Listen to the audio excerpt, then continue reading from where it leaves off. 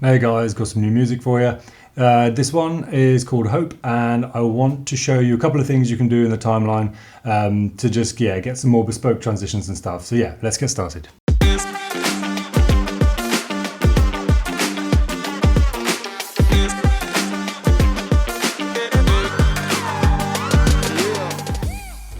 So I've got the track loaded in the web app, and the first thing to sort of show you guys just visually is you can see here I've got some power changes happening here, and they're kind of a little bit kooky, a bit different maybe to stuff that you've seen me do before. And there's some momentum things here, a little bit of depth change there as well and stuff. So yeah, I'll play a little bit of this. Probably just around this mark here to, I'll start from the beginning actually, and then just talk you through what's happening here and then how you might recreate something like this as well, just to get a bit more realism out of the track, particularly something that's got some really nice kind of orchestral stuff and some really kind of live string sounds and things, which you can just really make breathe and make really, really interesting and just, more varied as well, just to kind of make the soundtrack interesting. So yeah, here we go. Let's have a little listen.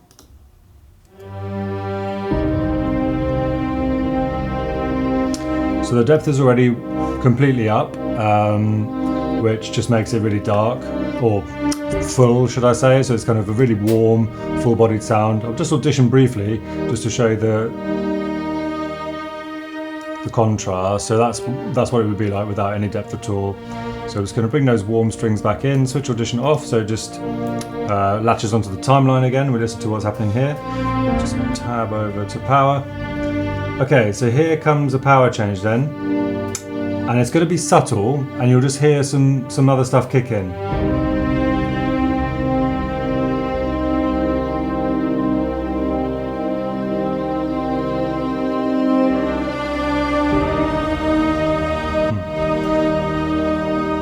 So we've got a few more, slightly more intense sort of string sounds. There's also a little bit of vocal stuff in the background, and some very gentle brass has been added as well. And now it's going to bleed out again.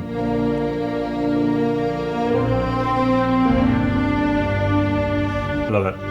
And then similarly with the momentum, it's just going to come in ever so gradually. So we don't want a sudden kind of like, right now it's kind of complex. We just want that to bubble up now. Ever so faintly, you can now hear some of that ticky stuff on top. That is a technical term. And then the more this goes up, I'll just zoom in a bit, the more pronounced this will become, and you'll hear some chuggy strings. Again, technical term that, chuggy. Yeah, so it's there now, it's arrived. Alright, so I'll just show you how I did this then. So for example with the power then, you can see that this one, I've put an out shape of this basically Bezier, so what you call it, ease in, and I've made it XL, which then takes up the whole block, right, this whole section.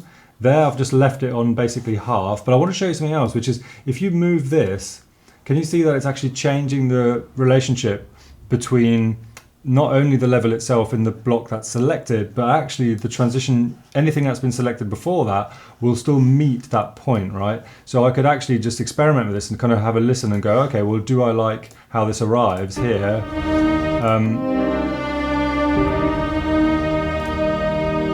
me do that again. Let me just go from here, actually. Let's see if I like this crescendo.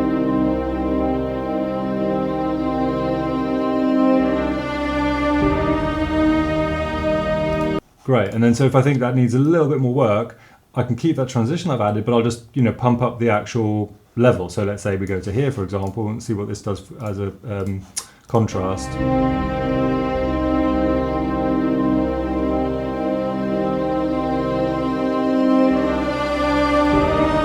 Yeah, that's even more pronounced, isn't it? So I'll just dial that back down. And wherever the playhead is, when you're working through the timeline, that's where you can affect stuff. If you have it selected, then even when the playhead's playing along the timeline, you can still affect the things that are happening in that section that you've selected.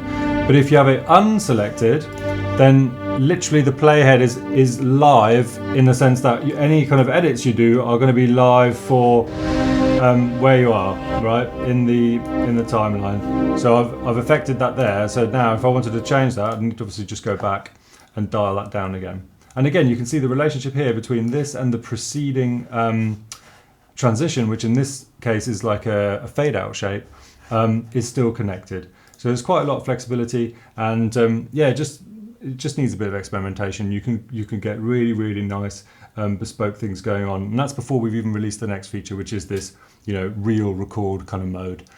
So yeah, hope that's been useful, and until next time, happy editing.